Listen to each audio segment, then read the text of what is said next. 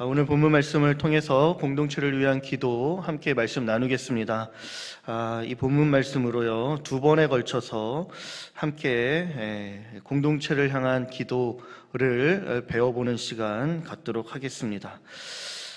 오늘 본문에서 사도 바울은 빌립보 교회를 위해 기도하고 있습니다.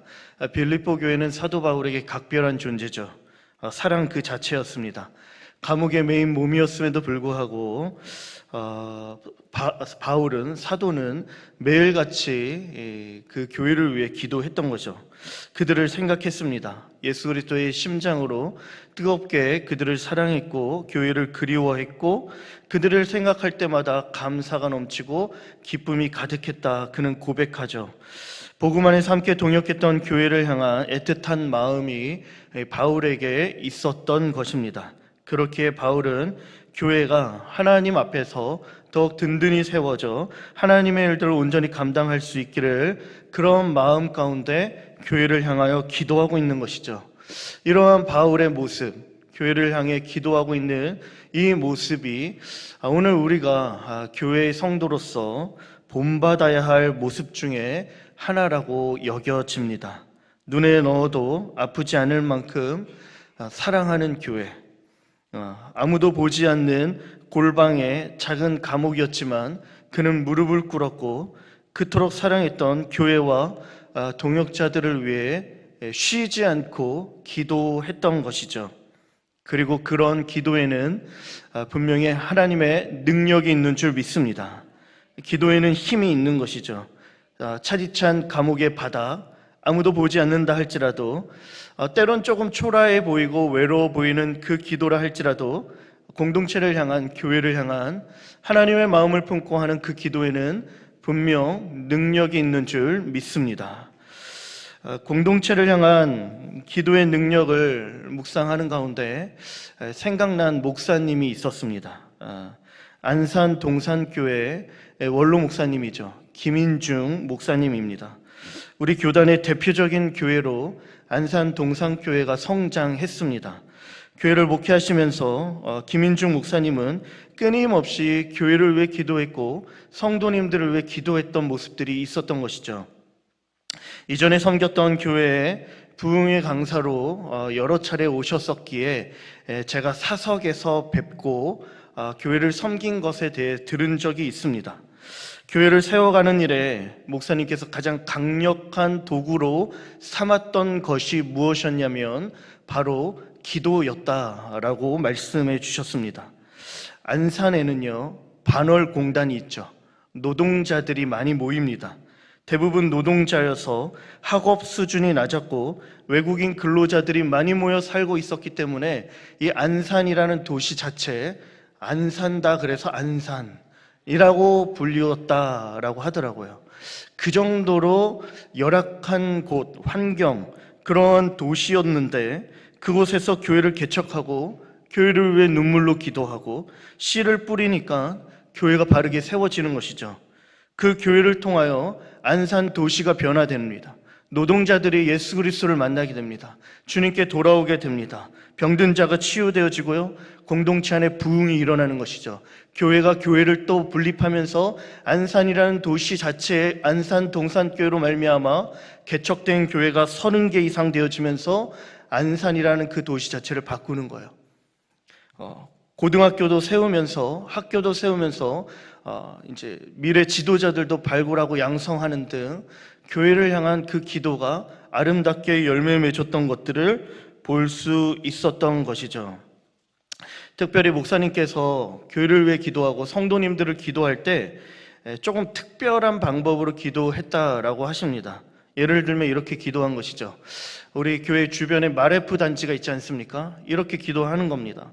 마레프 101동 305 누구누구 집사, 102동 303호 누구누구 권사 하면서 그렇게 동과 호수를 하나도 빠짐없이 불러가면서, 이름을 불러가면서 기도했다라고 말씀하십니다.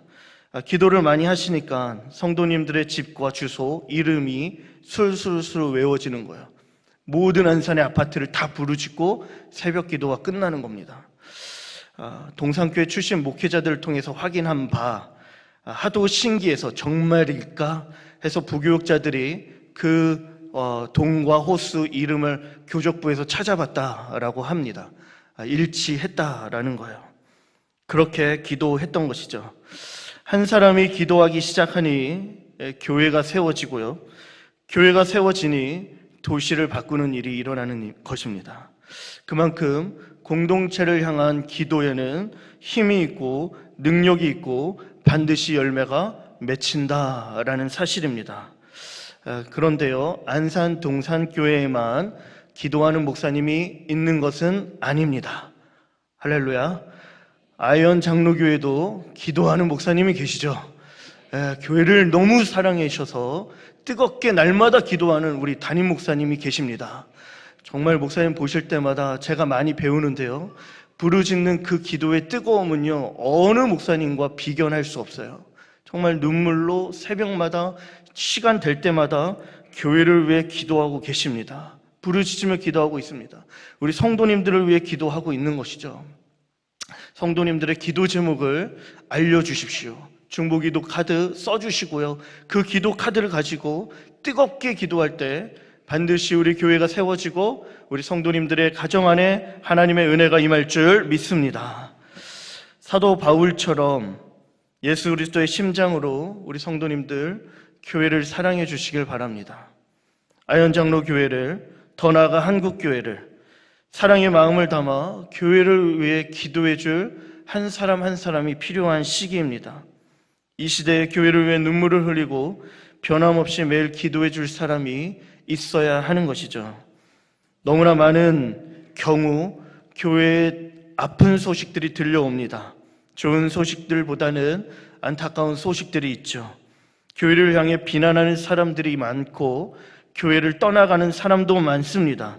그러나 교회를 걱정하며 사랑하는 마음으로 눈물로 기도를 하는 그 한 사람이 적어지는 시대인 것이죠. 우리는 어떻게 해야 할까요? 교회, 주님의 몸된 교회, 이 공동체를 위해 기도할 수 있기를 바랍니다. 아현장로 교회가 70주년이 되기까지 쉽지 않았을 것입니다. 모든 길과 걸음을 인도해 주신 하나님의 은혜가 있었지만 더불어 그 은혜를 바라보며 뿌려진 눈물에 기도의 씨앗이 있었던 것이죠. 어느 누군가는 밤을 새워가며 기도했을 겁니다.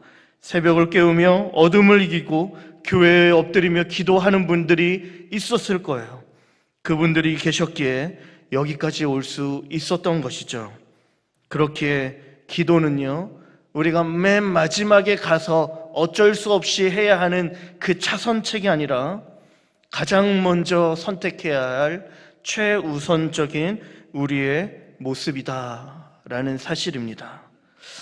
그렇다면 사도 바울은 공동체 교회를 위해 기도할 때 무엇을 위해 기도하고 있을까요? 9절 말씀입니다. 함께 같이 읽어볼까요? 내가 기도하노라 너희 사랑을 지식과 모든 총명으로 점점 더 풍성하게 하사. 교회를 위해 기도할 때 바울은 가장 먼저 교회 안에 사랑이 풍성해지기를 위해 기도하고 있습니다. 사랑이 점점 더 풍성해지기를 기도하는 것이죠. 우리가 이 부분에서, 이 구절에서 주목해야 할 부분은 무엇이냐면 점점 더라는 표현입니다. 무슨 말일까요? 빌립보 교회가 복음 안에서 바울과 동역한 건강한 교회였지만 빌립보 교회가 하나님의 사랑 안에서 조금 더 온전함을 이룰 필요가 있었다라는 사실입니다. 빌립보 교회 안에도 무슨 일을 할 때 허영과 다툼으로 하는 모습들이 있었고 마음과 뜻을 모아 한 마음을 품어야 하는데 그러지 못한 모습들도 나타났다라는 것이죠. 그러한 모습은요, 빌립보서 2장에서 조금 더 다루고 있습니다. 그렇게 바울은 사랑하는 교회를 바라보며 점점 더 그 사랑이 풍성해지기를, 궁극적으로 이 기도는 무슨 기도냐? 공동체가 하나님의 사랑 안에서 하나됨을 이루길 바라는 기도였다라는 것이죠. 주님의 사랑 안에서 하나됨을 이루고 연합할 수 있기를 간절히 바랬다라는 것이에요. 바울은 이 기도가 얼마나 중요한 것인지를 알고 있었습니다. 그렇게 공동체를 생각하며 기도할 때마다 이 기도를 한 것이죠. 만일 교회가 사랑으로 충만하여 그 사랑을 세상에 보여줄 수만 있다라면, 그러한 교회가 되어진다라면, 연합과 하나됨으로 그 사랑을 실제로 하는 것을 세상에 보여줄 수만 있다라면 세상도 우리를 통해 하나님을 볼 것이다, 그는 확신했던 것이죠. 그로 인하여 복음의 진보가 일어나고 하나님의 나라가 세워지기 때문인 것입니다. 하나님의 사랑을 세상에 보여줄 유일한 공동체는 교회뿐인 것이에요. 새 계명을 우리에게 주셨습니다. 요한복음 13장 34절 35절 말씀에 새 계명을 너희에게 주노니 서로 사랑하라. 내가 너희를 사랑한 것 같이 너희도 서로 사랑하라. 너희가 서로 사랑하면 이로써 모든 사람이 너희가 내 제자인 줄 알리라. 서로 사랑하면 그리스도의 제자인 걸 세상에 보게 되어지고 그리스도에게로 돌아오게 되는 것이죠. 우리가 살아가고 있는 이 세상은 많은 사람들이 진정한 사랑에 목말라 하는 시대입니다. 세상 속에서 사랑을 하고 사랑을 주고받지만 진정한 사랑을 하는 것이 쉽지 않은 시대이죠. 끊임없이 서로를 평가하고 점수를 주면서 사랑받을 만한 이유와 줄 만한 이유를 찾습니다. 트렌드 코리아 2024 올해를 전망하면서 키워드 10개를 뽑은 것들 중에 한 가지가 육각형 인간이라는 표현이 있습니다. 사람을 평가할 때 6가지의 기준으로 점수를 매긴다라고 합니다. 6가지의 기준은 외모, 성격, 학력, 자산, 직업, 집안 등 이 6가지의 기준의 항목에 만점을 받아야 완벽한 인간이다라는 거야. 괜찮은 인간이다라는 거야. 육각형 인간? 완성형이네? 괜찮은 사람이네? 사랑을 줄 만하네? 사랑을 받을 만하네? 라는 표현인 것이죠. 사회 안에 이러한 육각형 인간을 선망하고 추종하는 경향성이 우리가 사는 이 시대에 두드러지게 나타난다라는 것입니다. 한편으로는 동기 유발에 좋은 점도 있을 수 있으나 젊은 청년들은 육각형의 인간이 되기 위해 갓생 정말 치열하게 살아갑니다. 열심히 삽니다. 그런데 문제는 무엇이냐면 6가지의 기준 가운데 내가 아무리 노력한다 하여도 바뀌지 않는 영역이 있다는 거예요. 그러므로 인하여서 조건에 미달되어지는 평가로 좌절과 낙심, 실패, 사랑에 대한 거절과 상처를 경험하게 되죠. 이 기준들이 사랑의 이유가 되기에 많은 청년들이 두려움을 안고 이 땅 가운데 살아가 사랑에 대한 목마름으로 살아가고 있습니다. 사실 이러한 목마름을 해결해 줘야 할 곳이 가정인데요. 가정 안에서도 이 목마름을 해결할 수 없는 것이죠. 남녀가 만나 결혼식에서 하는 중요한 순서가 있습니다. 바로 서약이죠. 서약을 할 때 우리 성도님들 한번 기억해 보십시오. 이런 서약을 합니다. 손을 올리고, 저는 손을 올렸어요. 가난할 때나 부할 때나, 건강할 때나 약할 때나, 젊을 때나 늙을 때나, 검은 머리 팥뿌리가 되어도 오직 당신만을 사랑할 것을 다짐합니다. 서약하십니까? 네. 큰 소리로 외치는 것이죠. 그때는 큰 소리로 외칩니다. 저도 큰 소리로 외쳤어요. 그런데 이 서약을 어떻게 지켜낼 수 있는 것일까요? 결혼할 때 설레는 감정, 뜨거운 사랑의 감정이 있으면, 이 감정이 식지 않으면 이 서약을 지킬 수 있는 것일까요? 그런데 전문가들이 이렇게 이야기를 합니다. 이 사랑의 감정이 오래 가지 않는다라는 것이죠. 잘 가야 그 감정이 900일, 채 3년을 넘기지 못한다라고 합니다. 우리 성도님들 결혼 3년 차 이상 다 되셨는데 괜찮으십니까? 저도 3년 차가 넘겼는데요. 아내를 사랑합니다. 네. 만일 우리가 감정적인 사랑으로 이러한 또한 조건적인 사랑을 한다라면 온전한 사랑을 가정 안에서도 할 수 없다라는 것이죠. 그렇다면 이 사랑을 누가 보여줘야 하는 것일까요? 이러한 세상 속에서 교회는 어떤 공동체가 되어야 하는 것일까요? 바울의 기도처럼 사랑이 점점 더 풍성하게 되는 공동체가 되어야 하는데, 연합하며 마음과 뜻이 하나 되어지는 공동체로 교회가 세워져야 한다라는 것입니다. 그런데 교회가 다양한 사람들이 모여들고 함께 한 몸을 이루어가기 때문에 하나됨을 이루는 것이 결코 쉬운 일이 아닙니다.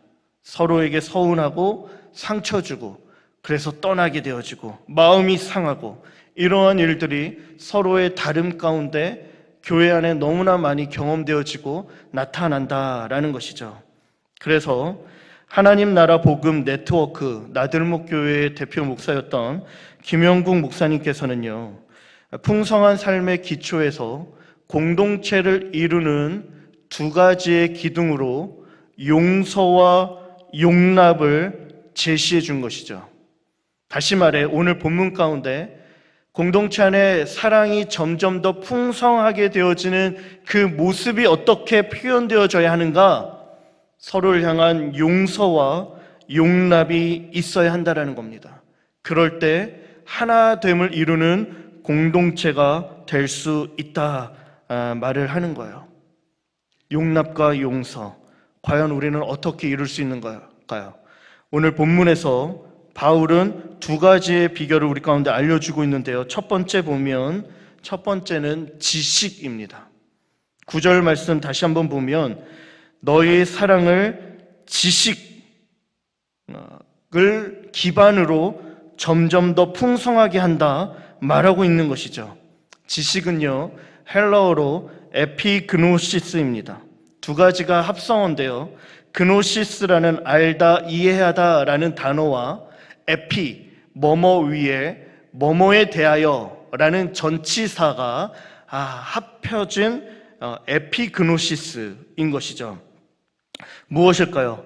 그노시스라고 함은 알을 추구하고 지식을 추구하는데, 특별히 하나님에 대해 알게 될 때 주로 사용하는 단어입니다. 거기에 전치사 에피가 붙었다라는 것은 하나님께서 하나님에 대하여 우리에게 계시한 성경을 통해 알게 된 하나님의 지식을 의미한다라는 것이죠. 다시 한번 말씀드리면 성경을 통해 알게 되어진 그 하나님의 지식이 우리 안에 사랑을 점점 더 풍성하게 만들어준다라는 것입니다. 성경은요, 우리에게 하나님이 어떤 분이신지를 계시하고 있습니다. 알려주고 있죠. 성경이 우리에게 알려주는 대표적인 하나님에 대한 지식은 무엇입니까? 하나님은 사랑의 하나님이 되신다라는 거예요. 대표적으로 요한일서 1장 8절 후반절에 하나님은 사랑이심이라 말씀하고 있는 것이죠.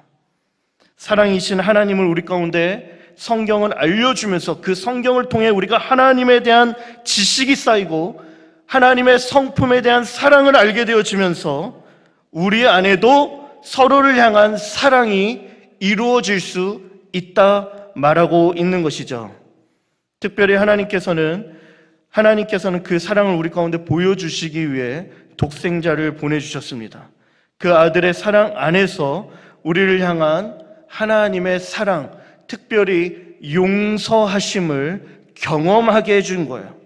요한일서 1장 우리 4장 10절과 11절 말씀인데요, 이렇습니다. 사랑은 여기 있으니 우리가 하나님을 사랑한 것이 아니요 하나님이 우리를 사랑하사 우리 죄를 속하기 위하여 화목제물로 그 아들을 보내셨습니다. 사랑하는 자들아, 하나님이 이같이 우리를 사랑하셨은즉 우리도 서로 사랑하는 것이 마땅하도다. 하나님의 사랑은 말로만의 사랑이 아니었던 것이죠. 실제로 우리를 사랑하실 때 우리를 사랑하기 위해, 우리를 용서하기 위해 엄청난 대가를 지불한 사랑이었다라는 거예요. 우리 죄를 속하기 위한 화목 제물로 그의 아들을 보내주신 사랑이었다라는 것이죠. 우리는 이 말씀을 통하여 우리를 향한 하나님의 사랑이 얼마나 큰지를 깨닫게 된다라는 것이죠. 측량할 수 없는 놀라운 사랑을 내가 받은 존재라는 사실들을 우리가 이 말씀을 통해 알게 된다라는 것입니다. 말씀을 통해 하나님께서 우리에게 자기에 대한 계시를 보여주신 성경을 우리 가운데 들려주시면서 하나님의 사랑이 어떠한 것인지를 우리로 알게 해준다라는 것입니다. 공동체가 연합하여 하나됨을 이루기 위해 필요한 것이 무엇이냐면 이처럼 말씀을 통하여 우리를 향한 하나님의 사랑이 어떠한지를 알아야 한다라는 것이죠. 만일 우리가 하나님으로부터 사랑받은 존재라는 사실들, 용서받은 존재라는 사실들을 알게 되어지면 우리도 누군가를 향하여 그와 같은 사랑을 베풀 수 있고 용서와 용납이 가능해진다라는 사실입니다. 예수님께서는요, 용서에 대한 하나님의 사랑을 가르쳐 주시기 위해 신약에서 한 가지의 비유를 또 들려주셨습니다.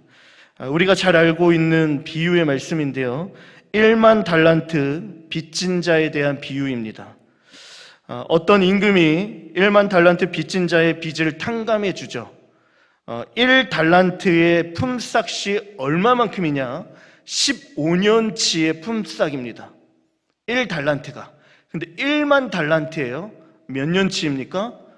계산이 안 됩니다. 15만 년의 품삯인 거야. 한 사람이 도무지 감당할 수 없는 엄청난 빚의 분량인 것이죠. 그런데 그것을 보면서 불쌍히 여겨 임금이 탕감해 준 것입니다. 그런데 그렇게 탕감받은 자가 자신에게 100데나리온, 적은 돈은 아니지만 이 100데나리온을 빚진 자를 용서하지 않습니다. 그를 옥에 가두는 것이죠. 이 사실을 알게 된 임금이 그 종을 불러 다음같이 책망하죠. 마태복음 18장 32절부터 35절까지의 말씀에 악한 종아, 내가 빌기에 내 빚을 전부 탕감하였거늘 내가 너를 불쌍히 여긴같이 너는 어찌 내 동료를 불쌍히 여기지 아니하였느냐? 라고 책망하는 것입니다. 주인이 노하죠. 옥졸들에게 넘기며 이 비유의 말씀을 마치시고 주께서 우리 가운데 들려주시기를 각각 마음으로부터 용서하지 아니하면 나의 하늘 아버지께서도 너희에게 이와 같이 할 것이다 말씀합니다. 이 비유의 말씀이 우리 가운데 교훈하는 것이 무엇일까요? 분명하게 알려주시는 것은 바로 우리를 향한 하나님의 사랑이 얼마나 큰지, 우리가 받은 용서의 가치가 얼마나 큰 것인지를 알려주는 것이다라는 것이죠. 도무지 스스로 감당할 수 없는 이 죄의 값을 누가 담당하신 것입니까? 그리스도가 담당하신 것이죠. 대신 짊어지신 것이죠. 대신 그가 십자가에 달리신 것이죠. 그로 인해 우리가 모든 죄의 값으로부터 자유케 되어졌고 용서를 받게 되었다라는 겁니다. 만일 우리가 우리의 죄를 용서해 주신 그 하나님의 사랑을 에피그노시스, 하나님의 말씀을 통하여 우리가 이것을 알 수만 있다라면 우리도 이 용서를 7번이 아니라 7번씩 70번이라도 할 수 있게 된다라는 것이죠. 그렇게 사랑하는 성도님들, 공동체 안의 사랑을 점점 더 풍성하게 하기 위해 우리는 말씀 안에서 우리에게 행하신 하나님의 일들을 알아야 하는 거예요. 우리를 향한 하나님의 사랑이 얼마나 큰지를, 내게 베풀어 주신 이 용서가 얼마나 큰지를 알아야 한다라는 것이죠. 너무나 감사한 것은 하나님께서 우리에게 그 하나님을 알 수 있도록 에베소서 1장 17절 말씀을 보면 지혜와 계시의 영을 우리 가운데 주셨다 말씀합니다. 우리가 말씀을 읽을 때마다 에피그노시스죠. 지혜와 계시의 영, 성령께서 우리 가운데 감동을 주시죠. 말씀을 깨닫게 하시죠. 말씀 안에 기록된 이 한 글자를 통하여 이것이 그냥 정보적으로 지식적으로 찾아오는 것이 아니라 인격적인 하나님의 말씀으로 내 영혼을 치면서 내게 하나님께서 이러한 사랑을 베풀어 주셨구나라는 걸 깨닫게 되어지고 경험하게 되어지고 이 영혼이 반응하게 된다라는 것입니다. 사랑하는 성도님들, 말씀을 통해 하나님을 깊이 알게 되어지는 그 지식이 충만할 수 있기를 주의 이름으로 축복합니다. 그 지식을 바탕으로 점점 더 사랑이 풍성해지는 용서와 용납의 삶을 살아갈 수 있게 되기를 간절히 바랍니다. 두 번째는요, 총명입니다. 9절 말씀에 보면 모든 총명으로 점점 더 풍성하게 한다 말씀하죠. 총명의 헬라어는 아이스테시스라는 단어로 딱 한 번 여기에서 쓰여졌습니다. 지각적인 통찰력, 도덕적인 분별력을 나타내는 단어이고 올바른 도덕적 결정을 내릴 수 있도록 우리에게 주는 지혜를 뜻하는 단어입니다. 바르게 행동할 수 있도록, 올바르게 그 행동을 이루어갈 수 있도록 우리에게 주는 지혜이죠. 그런데 이것을요, 지식과 쌍으로 묶어서 우리 가운데 사용하며 알려주고 있습니다. 무엇일까요? 진리를 아는 것과 더불어 알게 된 진리를 삶에 적용해야 한다라는 것입니다. 성경을 통해 알게 된 진리, 이것을 일상생활 속에서 실천해야 한다라는 것이죠. 아는 차원에서 끝나는 것이 아니라 그 지식을, 진리를 살아내야 한다라는 것입니다. 빌립보 교회를 위해 기도할 때 하나님을 아는 지식이 넘치기를 기도했죠. 동시에 그 지식을 통해 올바른 분별력과 통찰력이 생기기를 기도한 것입니다. 그 분별력과 통찰력으로 공동체 안에 사랑을 채워가기를 바울은 원했다라는 겁니다.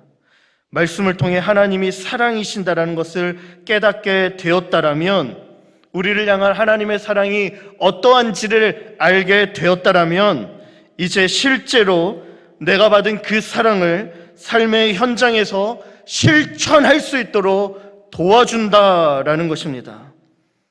올바른 적용을 할 수 있도록 우리를 이끌어 간다라는 것이죠.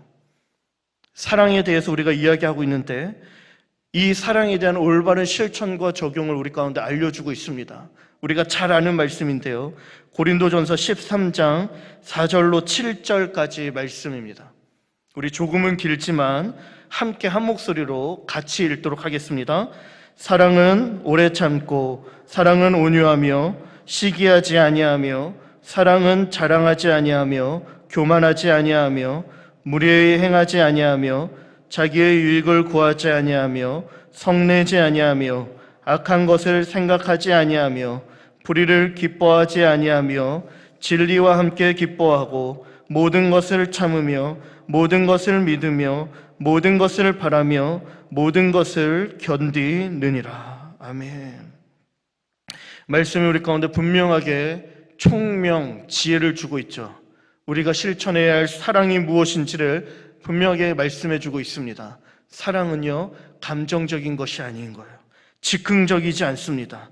철저하게 우리에게 표현해 주신 하나님의 사랑의 그 모습이어야 하는데, 그 모습은 무엇입니까? 오래 참음과 온유함인 것이죠. 이제 우리도 이 사랑을 적용하고 실천하는 데 있어서 오래 참고 온유함으로 사랑해야 하는 거예요. 공동체 안에서 우리가 만일 오래 참는 사랑, 온유한 사랑을 할 수만 있다라면, 그렇게 서로를 대할 수만 있다라면 서로의 다름이 우리에게는 불편하지 않는 것이죠. 괜찮은 것이죠.